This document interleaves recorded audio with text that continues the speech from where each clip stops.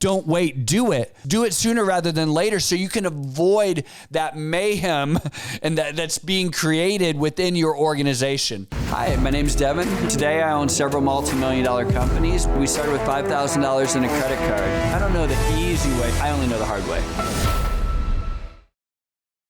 Hey everyone, welcome to the Whiteboard Entrepreneur Podcast, where I give straightforward advice to fuel the entrepreneur in all of us. I'm Devin Dickinson, and today we're going to talk about one of the topics that was pretty popular, and I've had other people request that I can do more on, and it was toxic versus talent part 2.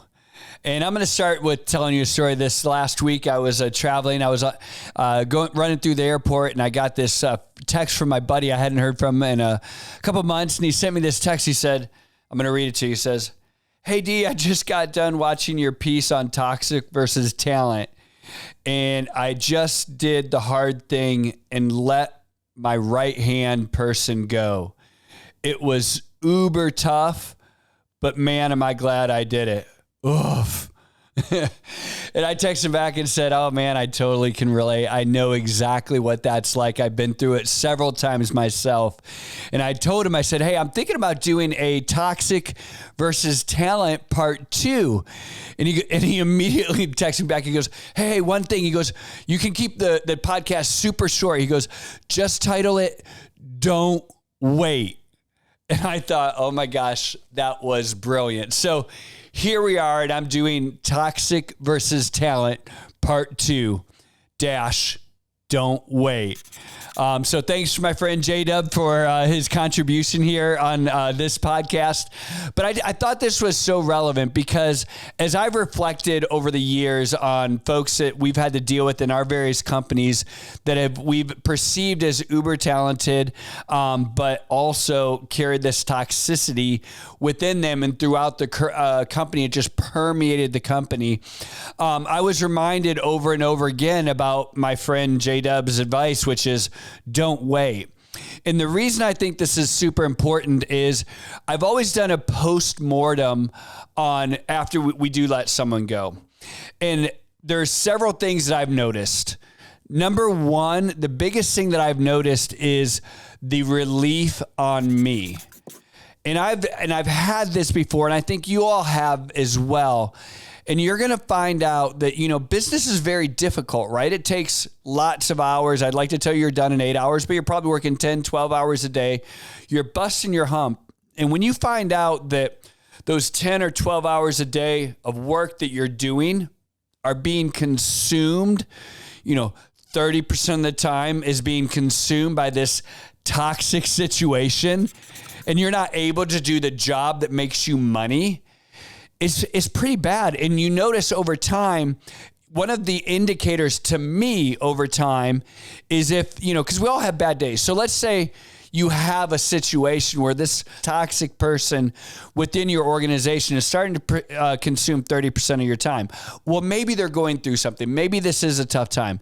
But if over, the course of several months, that 30% doesn't go down to 25%, 20%, 15%, and then back down to what is a reasonable amount of, brain power that you should be giving to one of your employees or one of the people within your organization, then that's okay, right? The person was having a bad time and, less and less time is given to them.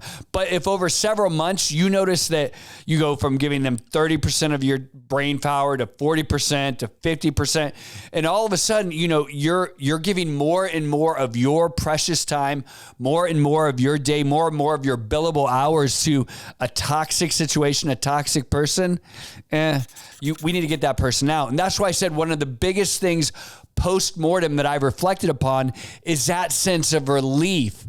Because all of a sudden, wow, I have 40% of my day back because I'm not dealing with this toxic situation. And I'm sure you're probably chuckling to yourself right now because you've had to deal with something like that over the years, or you're kind of chuckling and maybe crying right now because you're dealing with a situation like that right now where it's getting worse and worse and consuming more and more of your time. The other thing I'm going to tell you that as I've done postmortems is that I find out how many people I have either lost or was about to lose because of this toxic situation. And I've realized, like, wow, not only has this consumed my time, but it's consuming other people's time that they're connected to as well. And it's providing undue stress to them. And remember, you're the boss, right? So like, think if you're dealing with situations as the boss, what are they dealing with? What are their subordinates dealing with? What are their peers dealing with? It's really, really difficult. And as I've done these postmortems when people left, all of a sudden you find out, holy cow, we lost, Angie, we lost Becky, we were about to lose Bob, we were about to lose Joe, and all of these folks, you realize how much this toxicity permeates the company and impacts other folks as well.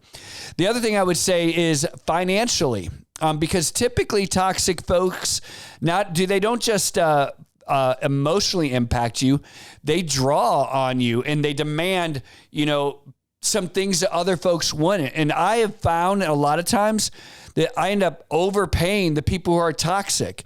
And my friend shared that with me too. He goes, I realized that I was paying this person more than anybody, and they were giving me the biggest headache.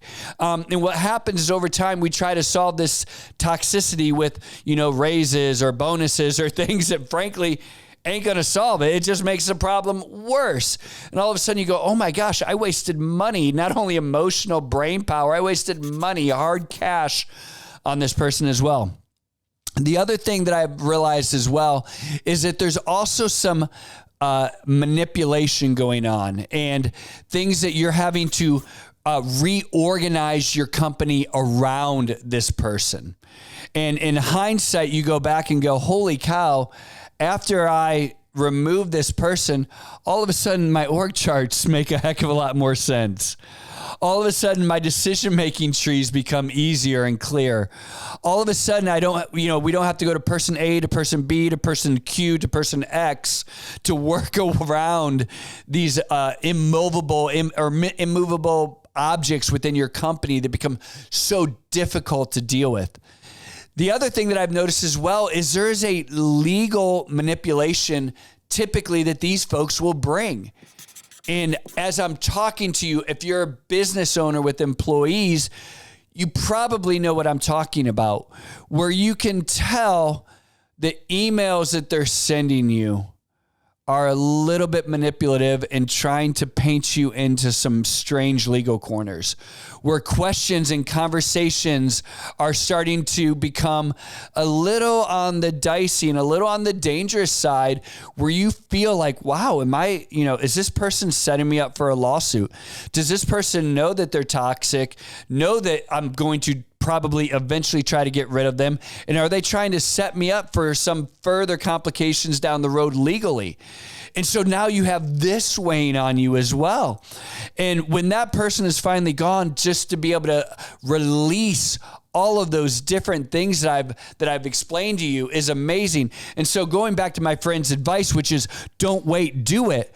The sooner that you can do that, the less of these problems that you're going to have happen down the road. So when you see that going from the 30% to the 32% of your brain power to 35%, get on that as quickly as possible, because the more that this takes, the longer it takes, the more brain power, the more legal issues, the more people that you lose, the more stress, the more weirdness in your organization. Like, do it sooner rather than later so you can avoid that mayhem and that's being created within your organization. And finally, there's another point that I want you guys to realize, and this one always gets me. And this is also what my friend reminded me, that person, every time that they have left, and this goes without fail, as I've reflected on this on all of my organizations, this person I thought that was so talented that I was willing to put up with all of these, idiosyncrasies and weirdness going on within my organization. I was willing to put up with them because I thought they had this talent. Without exception, every person that I've ever let go that I thought I was trading out talent for toxicity has not been nearly as talented and valuable as I thought.